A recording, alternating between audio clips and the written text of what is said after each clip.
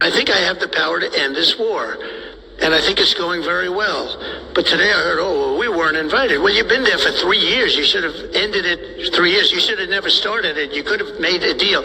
I could have made a deal for Ukraine that would have given them almost all of the land, everything, almost all of the land, and no people would have been killed, and no city would have been demolished, and not one dome would have been knocked down. The American president did not stop there. He went on to essentially belittle and question the authority of the Ukrainian president. He said his approval rating was at 4%. There is no evidence to back that up.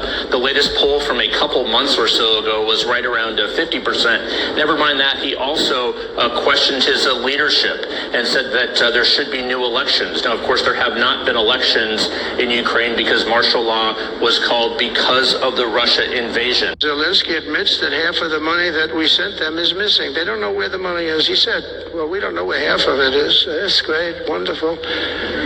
He refuses to have elections. It's low in the real Ukrainian polls. I mean, how can you be high with every city is being demolished?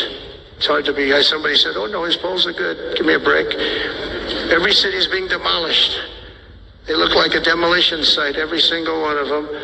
And the only thing he was really good at was playing Joe Biden like a fiddle. He played him like a fiddle. That's an expression we use, Yasser, to say that he's pretty easy, pretty easy. A dictator without elections.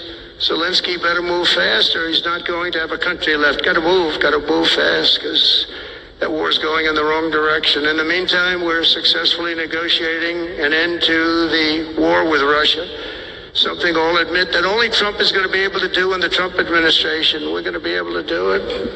I think Putin even admitted that. Biden never tried.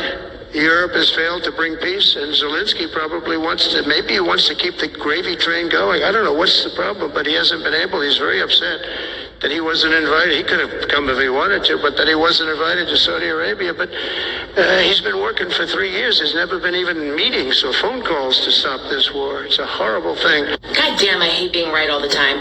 January 23rd, I made a TikTok saying that what will happen is that Donald Trump will alienate us from the rest of the world. The rest of the world will start cutting us off. I said stop inviting us to dinner. Obviously, that was a metaphor, but it's fucking happening. It's already happening. Today is Monday, February 17th, and the rest of the world is having a meeting right now in France to talk about what to do about the United States.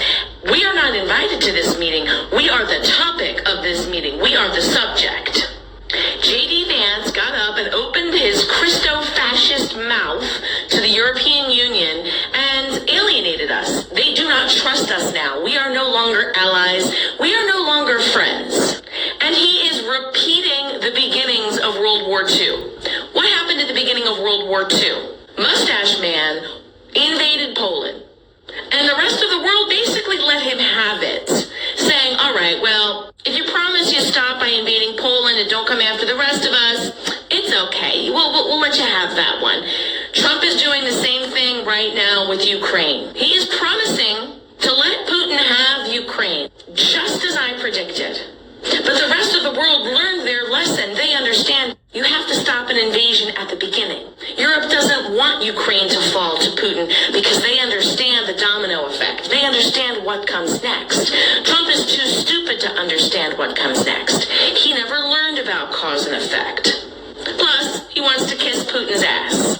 In 50 years from now, there's going to be some young version of me, and she is going to look back on this day, February 17th, 2025, as the beginning, the marker, the day things changed. And we get put in the axis of evil with Putin. We are the bad guys now. We're the bad guys.